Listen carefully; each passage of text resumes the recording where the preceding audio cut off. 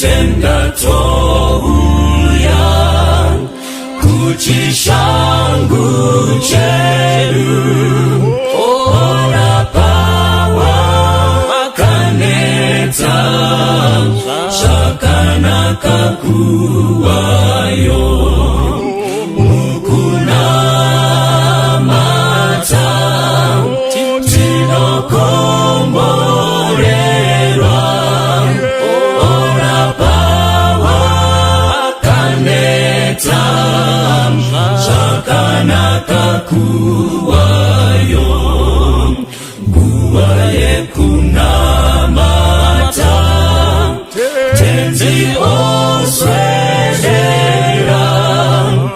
anetsitsi kunzwa vana vachichema zvese tinozviisa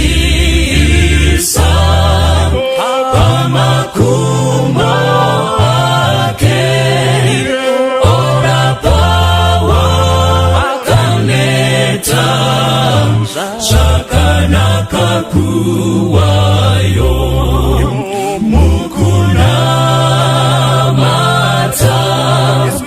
tinokomborerwa ora pawa makaneta zvakanaka kuwayo nguwa yekunamata apa vanoyedzwa toisa kuna tenzi vanobatsira nemoyo wekunzwira obvisa zvinetso ora pawa kaneta zvakanaka kuwayo mukunamata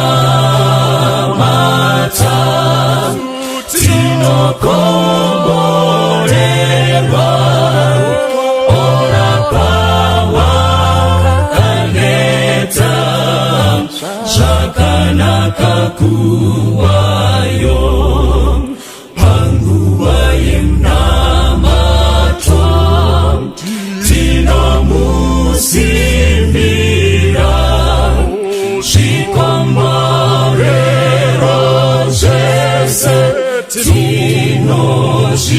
tinozviwana mukusimbira iye hamuna dambudzo ora pawa kaneta zvakanaka kuwayo mukunamata tinokomborerwa ora pawa kaneta zvakanaka kuwayo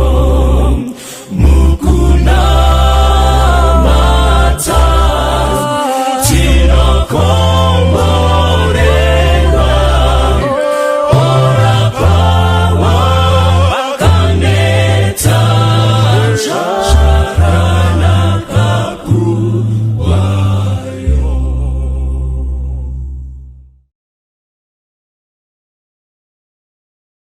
Toda kutenda Mwari mukati memangwanani. Mwari atitendera zvakare kusangana mukati mesabata ratiri mariri. Dai Mwari kudenga atikomborera, atitira zvakanaka mukati memangwanani ano. Mukati memangwanani ano tichadzidza pfungwa inotiyo our highest calling, kudanwa kwedu kukuru, kudanwa kwedu kukuru ngatinamatei. Toda kukutendai Mwari nenyasha dzamatitendera kuti tikumbane tichinamata pamwe chete. Takuvhura shoko renyu, tauraiwo nesu mukati memangwanani ano, tonamata kuburikidza naKristu Jesu. Amen. Jesu akauya panyika, akazvarwa, akararama, akafa, akamuka, akaenda kumusoro kudenga, asati aenda kumusoro kudenga, Jesu akarayira vadzidzi vake, anotirayirawo isu vadzidzi vake nhasi, kuti tinofanira kuparidza vhangeri raMwari.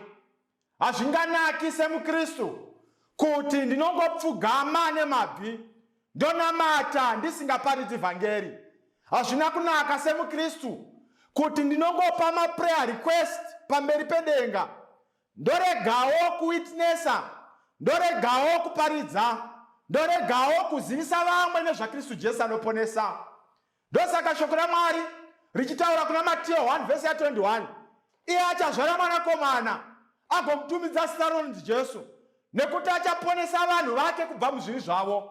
Jesu kuuya kwaakaita panyika, akauya kuzoponesa iwe, akauya kuzoponeswa ini, auya kuzotiponesa. Anotarisira kuti iwe, anotarisira kuti ini ndinofanira kuparidza vhangeri nezvipo Mwari zvaakatipa. Vamwe tinoimbira, vamwe tine zvipo zvekutaura nezvipo Mwari zvaakatipa. Anotarisira kuti tive tinoparidza vhangeri in season and out of season. Kuparidza kwevhangeri, vana vaMwari, hakuna kuti ndiri mai, hakuna kuti ndiri baba, hakuna kuti ndiri musikana, hakuna kuti ndiri mukomana. Tose takaponeswa tinofanira kuparidza vhangeri munzvimbo dzatiri, mukati medzimba dzatiri, mukati mecommunity yandiri, pandinoshanda, nekuponesa kwandakaitwa naMwari. Vamwe vanhu vanofanira kuponeswa sezvandakaitawo, vazive kuti kudenga kuna Mwari anoponesa. Maizviziva here vana vaMwari? maKristu anhasi, vamwe vakanditeerera, vamwe vakanditarira, havachadi kuparidza vhangeri. Vamwe vanoneta, vamwe vanoita usimbe, vamwe havatodi, vachikanganwa mandate yatakapiwa naMwari yekuti tinofanira kuenda umwe neumwe wedu apinde pabandiko raakadanirwa naMwari kuti ava vanozivisa vamwe pamusoro pekuponesa kwaJesu. Mukatarisa pamazuva atiri maari, nyika haina kumira zvakanaka. Nhasi vanhu vari kuchema pamusoro peCovid. Nhasi vanhu vari kuchema pamusoro pehondo. Vanhu vari kuchema nenzara munzvimbo dzavari. Vanhu vari kuchema nezvirwere zvisingarapiki. Nyika yatiri kugara vanhu vaMwari yava mamvemve. Nyika yatiri kugara vanhu vaMwari haichagariki. Mukatarisa ikonomi pasi rese tenderere iri kudzikira. Nyika mukaitarisa ava mamvemve, haisisina kunaka sezvayakanga iri nezuro. Sezvo zvadaro vanhu vaMwari, zvaakuratidza kuti Kristu Jesu ava pedyo nekuuya kwake. Maizviziva here vanhu vaMwari kuti kuparidzwa kwevhangeri kunoita kuti Kristu Jesu akasike kuuya kudarika zvaaifanira kuita kare? Asi maKristu anhasi aneta, amwe haachadi, vamwe havazivi mandate yavanoraramira. Regai ndikudze vanhu vaMwari, takadarirwa basa naMwari, tikakokerwa kuti nyika izive kuti kudenga kuna Mwari anoponesa. Our greatest call, kudanwa kwatakaitwa naMwari, tinofanira kuti ndiri pano tenzi, nditumei, ndiende ndichimhanya, ndiende ndisingatyi, ndiende ndichiziva kuti vhangeri ndo ruponeso rwatinarwo panyika yatiri mairi. Tinofanira here kutya mukuparidzwa kwevhangeri? Vamwe vanotya, vamwe vanonyara, vamwe havadi kutova associated neshoko rinoparidzwa, to the extent yekuti vanonyara pamastatus emafoni. Pavanotaura nevanhu havapi mashoko etariro, pavanogara havapi mashoko eruponeso, mumabasa vari maari havadi kuzikana nekunzi maKristu. Vanotya. Zvinhu zvakamboitika nevadzidzi panguva yavakararama. Vaitya here vhangeri ravaiponesa? Vainyara naro here vhangeri ravaiparidza? Varoma chapter 1 verse 16. Varoma chapter 1 verse 16 inotiwo, nokuti handinyari pamusoro peevhangeri, nokuti isimba raMwari rokuponesa mumwe nomumwe unotenda, kutanga muJudha uye muGrikiwo. Anotaura mashoko aya ndiPauro. Tomuziva nekuti Sauro. Tikarangarira nekuronda upenyu hwake, tinomuona Sauro achiuraya vanhu. Pakaurayiwa Stephen aivepo, akashungurudza maKristu, asi asangana nedenga, akatendeuka, akanzi Pauro. Ava Pauro akafamba asingatyi, asingavhunduki, to the extent yekuti akabva azonyora tsamba achinyorera sangano revaRoma. Anotiye Pauro, handinyari pamusoro peevhangeri, nokuti isimba raMwari rakuponesa. In other words, ari kunyora achitiye Pauro, handinyari pamusoro pegood news, nekuti isimba raMwari rakuponesa. Regai ndikudze vanhu vaMwari, tine shoko rakanaka kwazvo, rinounza zororo mukati menyika isina zororo, rinounza rugare panzvimbo isina rugare, rinounza peace mukati menzvimbo isina peace, rinounza tariro panzvimbo isina tariro. Ndo shoko ratinaro. Anotiye Pauro, handinyari nesimba reevhangeri, nekuti isimba raMwari rakuponesa. Rega ndikudze vanhu vaMwari, tine soko rakasimba kwazvo, ratinoita zvakanaka kana tiriterera. Shoko iroro ndo riri kunzi naPauro, handinyari pamusoro paro. Rega ndikudze muKristu wanhasi, famba nevhangeri, usingatyi, usingavhunduki, usinganyari. Vanhu ngavati baba ava, vanhu ngavati mai avo, vanhu ngavati musikana uyo, vanhu ngavati mukomana uyo. Paari muKristu anoparidza, anorarama, anotaura pamusoro paKristu Jesu. Asi chaitika, maKristu anhasi haadi kuva associated nesimba rekuponesa. Vanhu vanhasi vari kutsvaka simba. Ndosaka muchiona vanhu vachienda kun'anga, ndosaka muchiona vanhu vachitsvaka mvura, ndosaka muchiona vanhu vachitsvaka matombo, ndosaka muchiona vanhu vachitsvaka vaprofita venhema. Why? Because vari kutsvaka simba rinovabatsira. Isu tine simba guru, tried and tested. Simba racho harina parisina kumbotadza, harikundikani nekuti rakakunda kare. Why can't you yourself be determined and be involved mukushandiswa nekutaura nekurarama musimba iri raKristu Jesu? Anotaura Pauro achitiye, nokuti handinyari pamusoro peevhangeri, nokuti isimba raMwari rokuponesa mumwe nemumwe anotenda. Regai ndikudze vanhu vaMwari, our task is to go. Our task is to teach. Our task is to baptize. Our task is to make disciples. Mwari mweya mutsvene ibasa rake kuzotendeutsa. Ini ngandibvume kushandiswa seinstrument mukati mebasa raMwari, asi vamwe havadi. Mwari ari kutarisira iwe, Mwari ari kutarisira ini kuti ndive involved mukati mebasa raMwari. Ndobva ndataura mashoko ekuti I will go. Pauro anotaura achiti ena handinyari pamusoro peevhangeri, nekuti isimba raMwari rokuponesa mumwe nomumwe anotenda, kutanga muJudha kusvika muGrikiwo. In other words, anotiye kana raparidzwa vhangeri iroro rinofanira kuramba richienda, tisinganyari, tisingavhunduki. Why? Nekuti tine simba guru rinotifambisa mukati mebasa iri. Simba riripo here? Umwe anogona kubvunza. Simba riripo. Ukaenda kuna basa avapostora, mabasa avapostora, chapter 1 verse ya 8 inotiyo, asi muchapiwa simba kana mweya mutsvene wauya pamusoro penyu, ipapo muchava zvapupu zvangu. Ari kutaurazve Ruka kuna mabasa avapostora, anoti muchapiwa simba, wait for the Holy Spirit. Chinoita kuti tigone kupinda mukati mebasa ndiMwari mweya mutsvene. Kana Mwari mweya mutsvene asipo, hatigoni kufamba. Mwari mweya mutsvene ndiMwari, anotipa simba, otitendera kuti tigone kutaura, otitendera kuti tigone kurarama, otitendera kuti tigone kuparidza tisingatyi. Why? Because ndiye ane simba racho. Mwari mweya mutsvene aripo. He is at our disposal.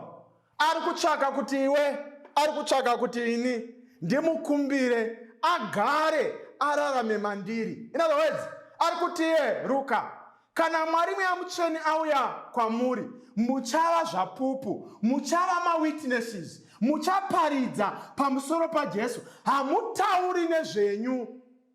Tsika, kana kwanga kuri kupopota, kana kuri kushora, kana kwanga kuri kuita makuwa, kana kwanga kuri kuita manyepo, zvinoshandurwa, wopinda mubasa. Why? Because wapiwa simba, your character has been revived, has been transformed. Why? Because zvaitika kuburikidza naMwari Mutsvene. Tinogona kupinda mubasa kuburikidza naMwari Mutsvene. Chiri kutsvakiwa ndechekuti kumbira simba raMwari Mutsvene upinde mukati mebasa raMwari.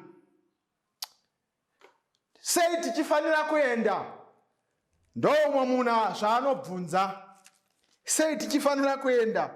Ukaenda vaRoma chapter 13 verse ya 11 na 12 inotiyo, zvikuru ndinoreva izvozvo zvatinoziva nguva, kuti zvino yatova nguva yokumuka kwenyu pahope, nokuti zvino kuponeswa kwedu kwava pedyo, kupfuura zuva ratakatanga kutenda naro. Usiku hwapfuura, koedza. Naizvozvo ngatirashe mabasa erima, ngatishonge nhumbi dzokurwa dzechiedza. In other words, Paul ari kutaura achiti nguva yapedyo, kutenda kwedu nekuponeswa kwedu kwava pedyo, kudarika zuva ratakatenda naro. Our redemption is close by. Our redemption is near by. Chakutsvakwa ndechekuti kuponeswa sezvo kwava pedyo, iwe neni, let me be involved. Let you be involved. Kuti tiparidze kuvanhu pamusoro kwekuponeswa kwedu. Ari kutaura iye Paulo achiti nguva yapedyo, ngatimukei kubva kuhope, ngatibudei mukati memabasa edima. Mabasa edima tinomaziva, mararamiro edu, mafambiro edu, maonero edu, maitiro edu, matauriro edu. Ngatibvei patsika dzinodzivaidza Mwari Mutsvene kuti asatisvikire. Why? Because we are called for mission. Our redemption is close by. Ruponeso rwedu vanhu vaMwari rwava pedyo. Zvikanzi kana zvese makuzviona zvichitika izvi, anorava ngaarave. Totarisa kumabvazuva, toziva kuti ruponeso rwedu rwapedyo. Mukati meshoko raMwari varipo here vakanzwisisa kudanwa kwavo? Vakararama seiwo panguva yavo? Vakazvigona sei? Zvii zvatinodzidza pamazuva atiri maari? Nesuwo tingadzidza chii kubva kwavari mukudanwa kwavakaitwa kukuru? Ngativerengeiwo mabasa avapostora chapter 5 verse ya 17 zvichidzika. Tisati taverenga, regai ndingopa summary yechapter 4 nechapter 5. Tikarangira chapter 4, chapter 3 tinoona vadzidzi Peter na Johani vachienda mukati metemberi vachinonamata. Vachisvika pamukova, gedhe wakanaka, vanosangana nemukomana akanga akafa mutezo. Vanomusimudza nezita raJesu. Sangano renguva iyoyo rikanetseka. Ko mazviita sei? Vanotaura mashoko ekuti hatina kuzviita nesimba redu, asi Kristu Jesu wamakaroora pamuchinjikwa ndiye agona kuzviita. Regai ndikudze vanhu vaMwari, as we go, tinoparidza pamusoro peupenyu hwaKristu Jesu. Kurarama, kufa, kumuka kwake nekudzoka kwake kwechipiri ndo zvakaita kuti vadzidzi vagone kumira panguva dzavo. Vaparidza sangano renguva iyoyo, kunonzi vakavarova, vakavakandira mukati mechirongo, havana kuneta. Tinoenda pana Acts chapter 4 verse ya 32 zvichidzika. Inotaura pamusoro pemabasa akanaka aitwa nesangano ravapostora. Vaiva nerudo, vaiva nekubatana, vaiva netsiye nyoro, zvakararamika panguva yavapostora, panguva yavo. Vapedza, tinoenda kuna Acts chapter 5, toona murume anonzi Ananiasi nemukadzi wake anonzi Safira vakazama kuda kupa mukati mebasa raMwari, asi havana kurevesa.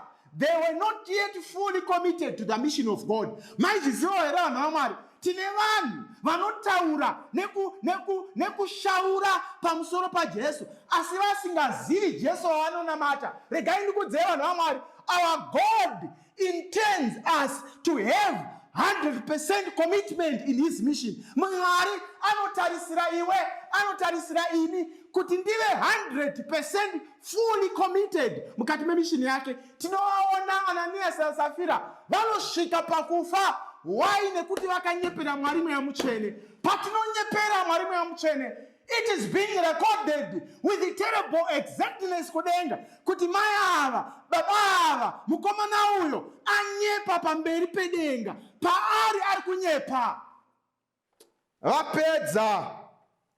Vapedza tinoona maapostora vachiita minana. Ukadzokera kumashure muna Acts chapter 5 iyoyo, mavhesi anotanga pavhesi ya 12 zvichidzika anotaura minana yakaitwa nevadzidzi. Anotaura kuti vana Pita pavaifamba mimvuri yavo yairapa vanorwara. Kwese kwaaienda Pita, mukamunangarira Pita upenyu hwake hwakare, akanga ari munhu aizikanwa nespeed, but paakasangana naJesu, Mwari Mweya Mutsvene apinda maari, aiti achifamba Pita mumvuri wake wairapa. Zvese izvi zvakaitika panguva yevadzidzi. Vhesi ya17 zvichidzika ndo pane chidzidzo chedu. Zvino muprista mukuru akasimuka navose vaiva naye, vaiva vedzidziso yavaSadhusi, vaiva vane godo kwazvo. Vakabata vaapostora vakavaisa mutorongo maipinzwa vanhu vose.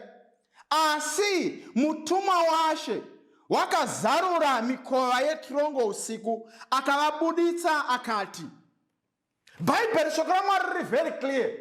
Vadzidzi vadanwa mubasa, vari kuita mamiracles, vari kuparidza, vanhu vari kutendeuka, vanhu vari kubhabhatidzwa, vari kuita basa. Bhaibheri rinotaura chitiro vaprista venguva iyoyo vakavatora ndokuvaisa mutorongo. Regai ndikuudzei vanhu vaMwari, as we do God's work, miedzo icharamba iripo, asi vakakomborerwa vanhu vanoti vaedzewa, vanoti matambudziko auya, vanoramba vachiziva kuti these are minors, zviripo kudistracta basa raMwari, asi ndicharamba ndichienda ndisingatyi. Why? Ndinoziva ndakapiwa simba kubva kumusoro kudenga rekuti ndirambe ndichienda. Mwari Mweya Mutsvene aneni, Mwari Baba aneni, Kristu Jesu aneni, ndicharamba ndichienda nekutenda. Mukati mebasa ratiri riri, vanhu vachaita godo. Bhaibheri rinotaura chitiro vaprista vakuru, muprista mukuru akasimuka nemaSadhusis. Vanhu ava vaitori maKristu, but uKristu hwavo vaisatenda muna Mwari zvezviro kwazvo. Kunonzi vakabata vadzidzi ndokuvaisa mutorongo. Kukanzi neBhaibheri pavhesi ya17 iyo, nekuti vakanga vane godo, vakanga vane jealous. Vanava, you can imagine, aya maprista vakuru vaitoita zvipiriso, but kuri kunzizvo neBhaibheri vakada kudisturba mission yaMwari. Maizviziva here vanhu vaMwari kuti pane vanodanidzwa nekunzi maKristu, vamwe varipo kudistracta mission yaMwari. Kunyange zvakadaro, regai ndikuudzei vanhu vaMwari, mission will always triumph, mission will always win. Why? Because muridzi wacho akakurira pamuchinjikwa. Usamhanyidzane kana kuda kumisa mission. Vamwe vanotopfeka masutu, vamwe vanotobata maBhaibheri, vamwe vatori mazita makuru, but their intention is against the mission of God. Rega ndikuudze munhu waMwari, unogona uri umwe wacho. Rega ndikuyambire, usamisidzane naMwari mubasa rake. Move out. Why? Because ukada kumisidzana naMwari, in other words, uri kuti vanhu ngavarege kuponeswa. Vanhu ngavarege kuponeswa. Wakushandira rutivi rwaSatani, hausisiri waMwari. Moment yaunomisa basa raMwari, wadistracta mishini yedenga. Bhaibheri rinoti iro vakavapinza maapostora mukati metrongo maipinzwa vanhu vese.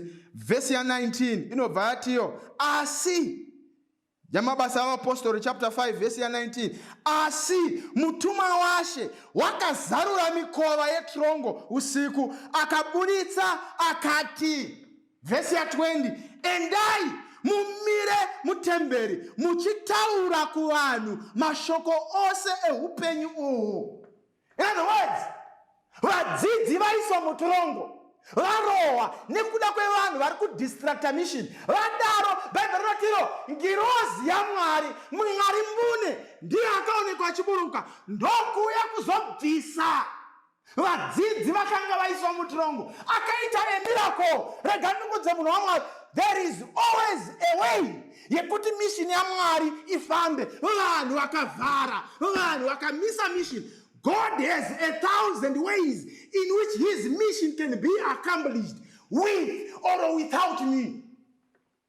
Let not me be a distractor of God's mission. Ngatisamisa mission yaMwari. Bhaibheri rinotaura chitiro mutumwa waMwari akauya ndokubuditsa vadzidzi mutorongo.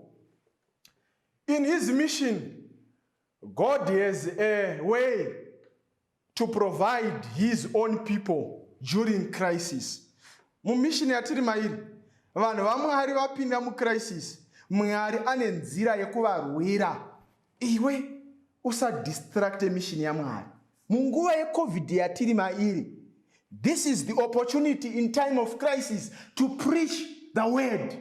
Munguva yatiri mairi, ziva kuti kune ngirozi inogona kukudzikinura kuti uparidze mutorongo reupenyu. Vamwe vari mutorongo yevarume vanovanetsa, vamwe vari mutorongo yevana vavanetsa. Kunyangwe zvakadaro munhu waMwari, rega ndikuudze, there is an angel of God inouya kuzokudzikinura kuti uparidze pamusoro pehukuru hwaMwari. God has 1,000 ways to fulfill our highest calling. Bhaibheri shoko raMwari rinotaura chitiro ngirozi yakauya ikazarura mikova ikavabuditsa. Panoitwa mission pane mamiracles. If you want miracles, rega ndikuudze muteerere, iwewe kana uri kuda mamiracles muupenyu, pinda pabasa. Takadanirwa kuparidza pamusoro peupenyu hwaJesu. Go, make, teach, baptize, stand. Vadzidzi vaudzwa izvozvo, vanoenda mukati metemberi, vaenda kunoparidza. Ukaverenga uchidzika chitsauko ichocho, vanozotuma masoja kuenda kutorongo. Akasvika torongo rakavharika. Akasvika magadhi akamira. Ndokuona vanhu vasipo. Why? Because a miracle had happened. Girozi yakanga ikavatora. Why? Zvaitika zvese izvozvo. Bhaibheri shoko raMwari rinotiro vakuru vetemberi vakazoenda vakawana vanhu vari kutemberi vachiparidza. Vanovadana vovaendesa parutivi. Voti, varume, nyaya yamukuparidza haiti. Asi tinoona murume anonzi Gamalieri vachisumuka. Anoti, vanhu vaMwari, regai ndikuudzei, kwakamboita murume anonzi Judhasi akaparidza vanhu 400 vakamuteerera, asi shoko rake rakaparara. Kana zviri zvaMwari hazviparari, asi kana zviri zvaMwari zvichapera. Regai ndikuudzei vanhu vaMwari, tine mission yekuparidza. NdeyaMwari akasika denga nenyika, NdeyaMwari akararama, NdeyaMwari akafa, ndeyaKristu Jesu anodzoka zvake chipiri. Ndoyatakadanirwa kuti tiparidze, ndoyawakadanirwa kuti urarame uchiparidza kubasa, kunzvimbo yaunogara, mumba mauri. Rarama semuKristu uchirangarira zvawakadanirwa naMwari. Ndoda kunamata nemunhu anoti, Mwari, ndirangaridzei kundidana kwamakaita. Mundipe simba. Mwari mweya mutsvene ararame mandiri. Mubvise kutya mandiri. Ngirozi dzaMwari naMwari ngandichengetedze. Aite kuti ndirangarire kudanwa kwandakaitwa naMwari. Kana ari pakadaro, nganamata neni apo tinonamata. Ngatinamatei.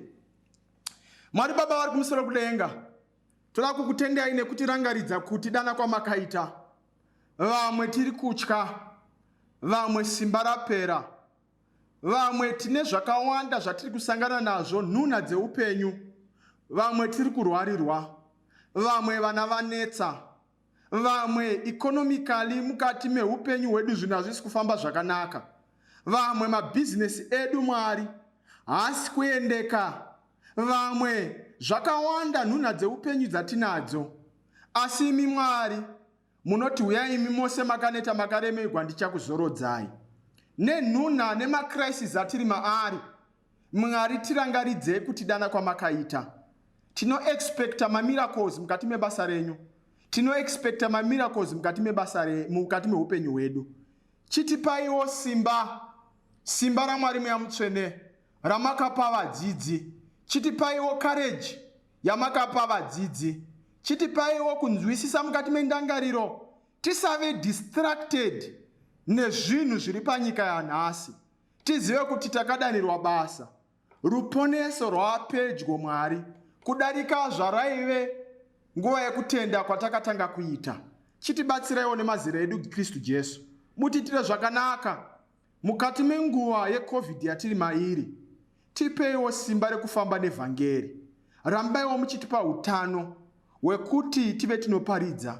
Kuri kutaurwa nyaya ye3rd variant ne3rd wave. Imi Mwari pindirai, murambe muchitichengetedza panguva dzatiri madziri. Rangariraiwo vana vedu vari mukati mezvikoro, rangariraiwo mabhizinesi edu, rangariraiwo zvatinobata mabhindauko, rangariraiwo utano hwedu. Murambe muri pakati pedu Mwari. Tonamata kuburikidza naKristu Jesu. Amen. Mudzimu unoera, unotitungamira, uri pedyo naKristu, vatewerera Jesu, vaneti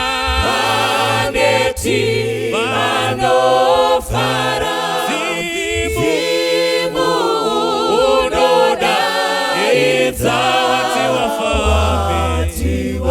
vafambi uya, titewere kumusha, unesuzese nguva, unoda kubatsira, usati tisiyeteka, tiri kufamba mdima, dambudzo rinouya, moyo inozoneta, wati wafambi uya, titewere kumusha, apo edu mazuva emabasa apera, basi kunozosara, kuyendako kudenga, kufunga ngemazita, kuti Yesu tanyorwa, wati wafambi uya, titewere kumusha,